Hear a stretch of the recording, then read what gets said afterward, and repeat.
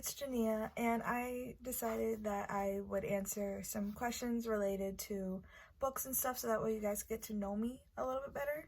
I know from my first video you didn't really get to know like anything about my reading taste, my reading style, so I decided to answer some questions. And I'm sorry if I'm not looking like directly at the camera. It's gonna take some getting used to because I'm kind of just looking at myself, but I'll try to look into like the lens as much as possible. So the first question is, what are you reading right now?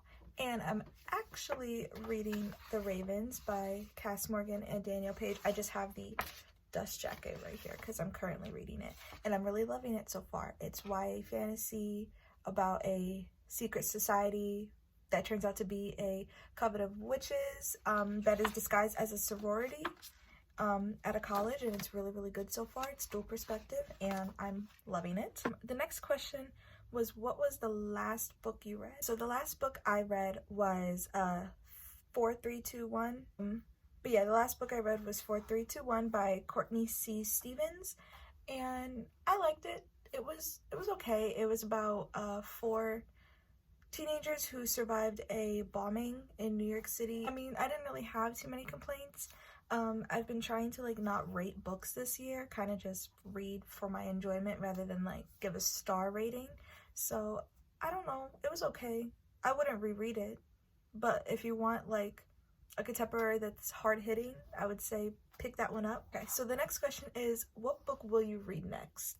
And honestly, that is a very hard question. I'm kind of a mood reader. Like, I kind of read when I want to. I read like books spontaneously. I don't really like set a TBR of books I'm gonna read in a certain month because I am a sophomore in college and I do a lot of reading already for my major, so I don't want to like overload myself by reading too much. But I don't really know. I don't really have an answer to that one. Have you read a book more than once? If so, what was the title and how many times have you read it? I actually have read 2 books, I believe, that I own more than one time. So the first book that I've read more than once is The Strange and Beautiful Sorrows of Lavender by Leslye Walton.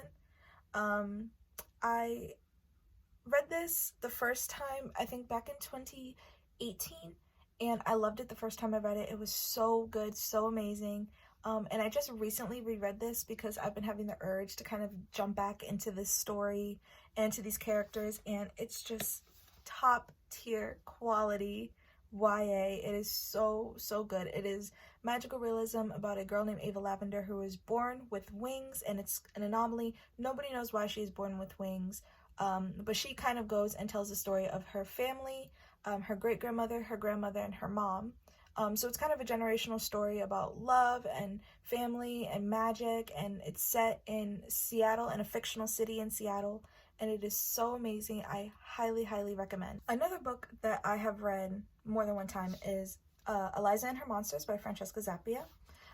This is a YA contemporary about a girl named Eliza who is the creator of a webcomic called Monstrous Sea, and she is super popular on the internet, but nobody really knows that it's her that's creating it.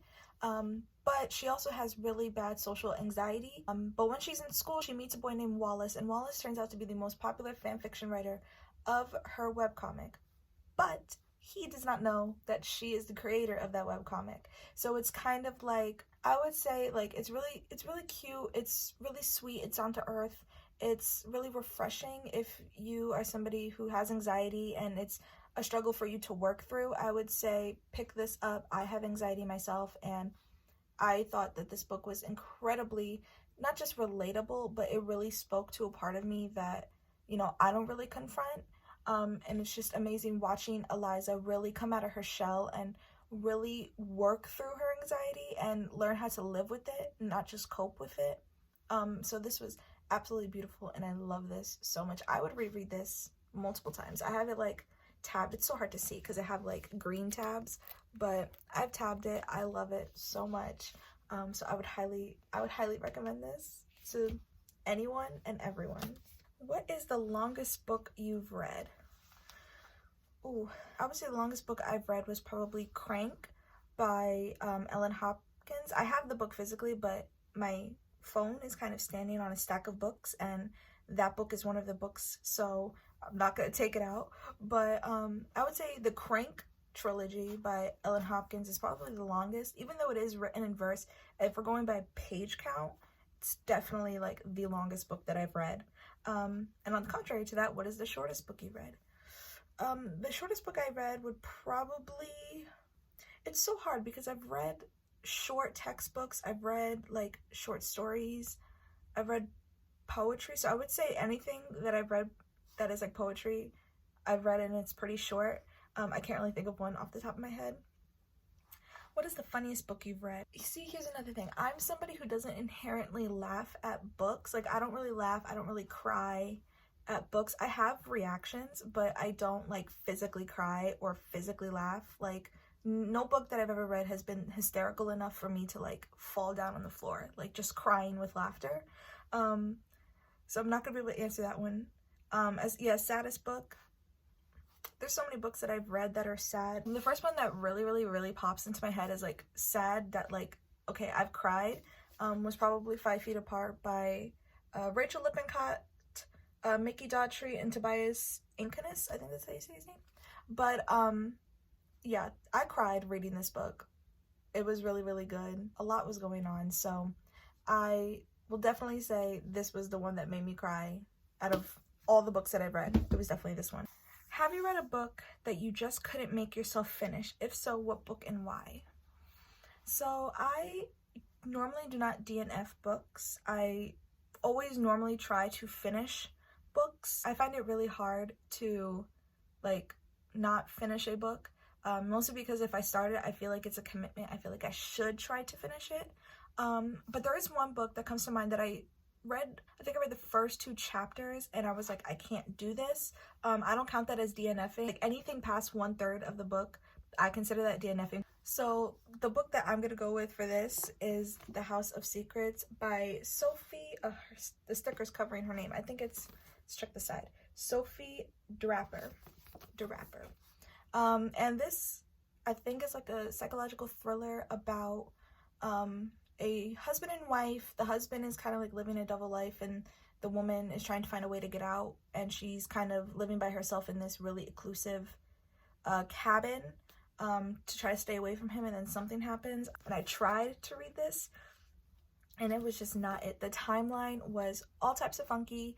I could not understand what was going on, mainly because like the timeline jumps from like, it'll say like Claire's the main character, so it will be like Claire before, and then it will be like Claire 6 weeks after, and then I'm like, what? And then it doesn't make no sense. Maybe that's just me like not giving it a chance, but honestly I don't care enough to really read this again or to even continue it.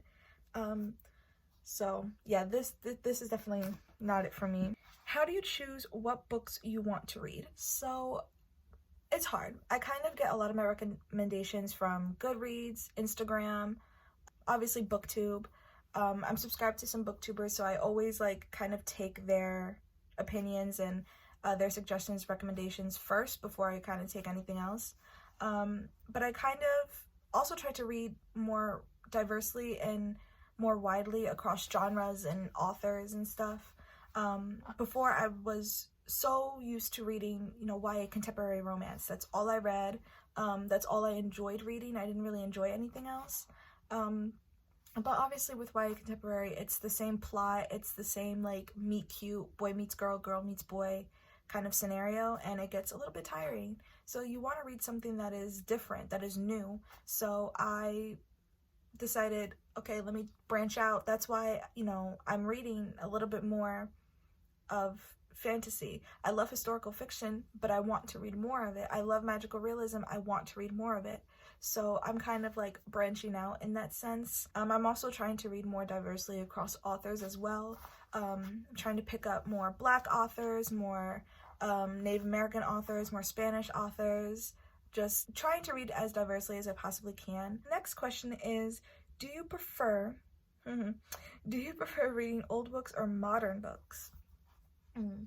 I am not a big fan of classics, mostly because I think classics can be really pretentious and they're written by like old white men, old white women. So I would say modern Modern books are definitely the way to go, because I feel like to read books written by people who aren't like you, who don't look like you, who don't come from the same background as you, is just so important into understanding another part of somebody's culture. So I have definitely preferred to read more modern books than older books. And do you prefer to read one book at a time or several at once? I normally read several books at one time, but I'm not reading several physical books at one time. I will sometimes listen to an audiobook. I'll be reading an ebook and reading a physical book. So I got 3 modes of reading, but I don't ever read like 2 audiobooks at the same time or 2 ebooks at the same time, mostly because my mind would just kind of get overwhelmed, because I have so many audiobooks and ebooks and physical books that I would like to read. So I kind of just stick to one for each, I guess, mode of reading. Who is your favorite author of all time? And for that, hands down, Anna Marie McLemore. Favorite author, love them so much. They are so good at crafting such beautiful worlds with such a large Spanish influence. And it's all magical realism. I would recommend picking up any of their books. They are the author of The Weight of Our Feathers, When the Moon Was Ours, Dark and Deep is Red, their newest book, Miss Meteor. They have a new book coming out in March called The Mirror Season. I am so excited. Where is your favorite place to read? So my favorite place to read is my bed. My bed is literally right there. And I read in my bed all the time. It gets annoying because I'll get tired and then I won't want to read anymore. But as far as places to read, that's definitely my favorite. I don't really read anywhere else. Sometimes I'll read like outside. We have a sunroom, so I might like sit in the sunroom and read in there when it's like really nice outside. But since it is the middle of February and there is currently snow outside, I am not going to be doing that. What genres do you love and dislike? I'm gonna start with ones I dislike first. So I am not a big fan of sci-fi, dystopian, adult fantasy. I would definitely say fantasy, sci-fi, and dystopian are the big ones. That I'm like, just moving away from. And as far as ones I do like, I love contemporary romance. I love historical fiction. I love mystery. I absolutely love magical realism. Those are definitely the ones that I gravitate towards the most. And I like fantasy that is more, I guess it's categorized as urban fantasy, but I don't really like the term urban. So I would kind of just put that more into magical realism.